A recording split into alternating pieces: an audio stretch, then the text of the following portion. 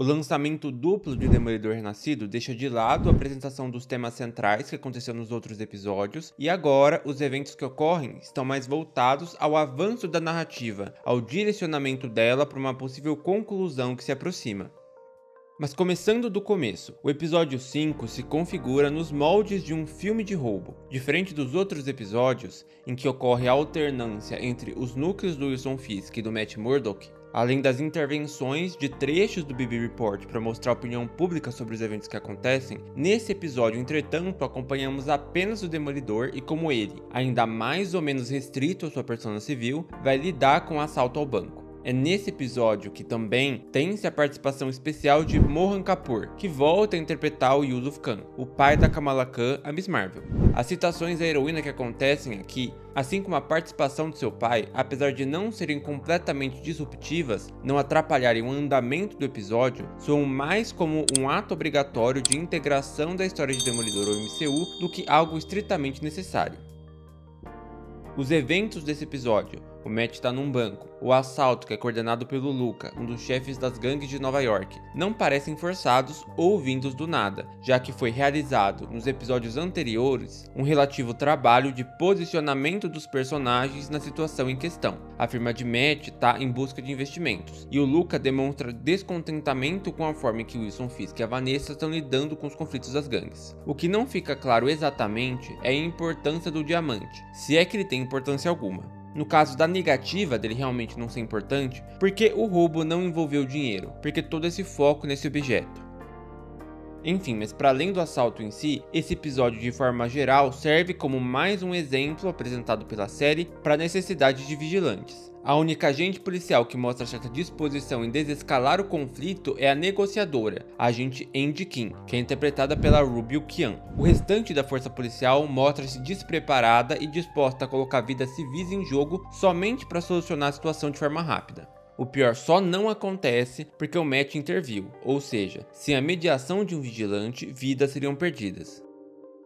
Já de volta ao formato habitual, o episódio 6 trata de fazer as devidas ligações do vilão Muse à história vista até agora em Demolidor Renascido. Começando com 2 trechos do BB Report, o episódio 6, mais uma vez, posiciona o apoio da população aos vigilantes e a desconfiança nas forças policiais, ao mesmo tempo que dá destaque aos grafites feitos pelo Muse. Acontece que os corpos das vítimas do vilão começam a aparecer, e o material base das artes do Muse vem à tona, que é o sangue. Se você prestar atenção suficiente, vai perceber que os alvos do Muse são de determinados estratos sociais marginalizados, cujo desaparecimento não chamou atenção, já que a própria existência do Muse só veio a ser reconhecida por causa do caráter incômodo das artes dele, e foi a partir delas que descobriu-se o modus operandi do vilão.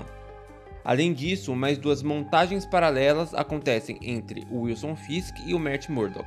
Essas montagens são importantes, pois a situação de uma cena comenta sobre a outra, e vice-versa. Isso acontece, por exemplo, na alternância entre a discussão entre o Fisk e o Luca e a conversa entre o Matt e a Heather. Enquanto o Fisk confronta o Luca em relação ao assalto e ao dinheiro que o Luca deve a outro chefe de gangue, a Heather discute com o Matt seus planos para escrever um livro sobre a psicologia dos vigilantes. Ambos, Luca e Heather, confrontam seus respectivos parceiros de conversa com informações que fazem referência à vida passada dos personagens. Entretanto, o Luca mostra conhecer a, entre aspas, verdadeira face do Wilson Fisk e o considera ultrapassado por tê-la descartado, enquanto a Heather aparentemente desconhece a faceta heróica do Matt. O que a conjugação de ambas as cenas dá a entender é que a Heather, assim como o Luca, já conhece ou desconfia da identidade do seu companheiro de conversa, ou subestima suas verdadeiras capacidades.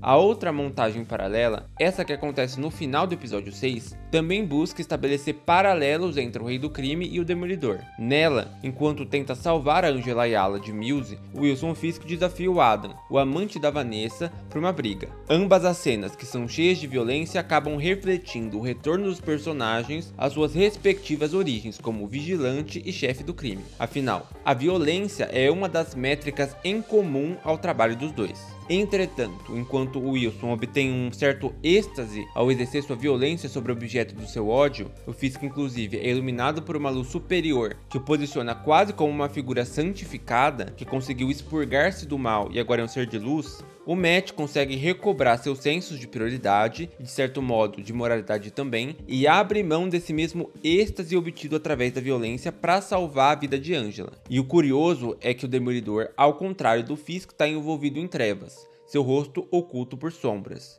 É justamente isso então que separa o Demolidor do seu nêmesis, o senso de dever, e também um certo senso de moralidade cristã, que é um dos cernos do personagem. Além desses, outros momentos de destaque do episódio são: Wilson continua a ter dificuldade em controlar seus impulsos mais violentos e encontra obstáculos em conseguir lidar com as novas demandas da prefeitura de Nova York. Diferente do mundo do crime, onde ele era rei, aqui o Wilson é apenas mais uma peça no jogo de interesses de grupos mais poderosos. Fisk, durante um jantar com a elite da cidade, tem problemas em compreender que os ricaços não são facilmente persuadidos por sua atmosfera de violência e chantagem. Inclusive, ao se preparar para tal jantar, o terno preto que Wilson Fisk usa como prefeito da cidade é rasgado ao ser vestido. Como o próprio personagem diz, não cabe mais em mim. Isso é tanto uma referência literal, uma previsão de que Wilson Fisk provavelmente vai voltar a usar seus típicos ternos brancos, mas também não literal, que se refere ao estado psicológico do personagem, no sentido de que essa vida política de aparência e subterfúgios não me servem também. Além disso, ao perceber que a negociação política está para além de suas capacidades atuais de persuasão, o Wilson opta pela opção mais próxima de suas práticas habituais. Ele reúne os policiais mais belicosos, mais propensos ao uso indiscriminado da violência, e cria um esquadrão anti-vigilante para caçar o Mills. Fica claro que esse esquadrão responde somente a Wilson, e eles serão seus novos capangas, só que agora dentro do sistema oficial de poder. Já sobre o Matt, os eventos do episódio 5, assim como a morte do Tigre Branco e outras ocasiões em que a polícia mostrou-se ineficiente e corrupta, fez com que o herói voltasse a usar a fantasia, de forma relutante, mas que voltasse. O evento que faz isso acontecer é o desaparecimento da Angela, a filha do Tigre Branco, que no começo do episódio buscou a ajuda do Matt para investigar os desaparecimentos que o Tigre Branco investigava antes de ser morto. Desaparecimentos esses ligados ao Mills. Acontece que o Matt, ainda em recusa de voltar a ser o Demolidor, não atende aos pedidos da jovem, o que a força a continuar a busca por conta própria. Nisso, ela adentra por acaso na base de operações do Mills, que é dentro do metrô de Nova York, e é capturada por ele.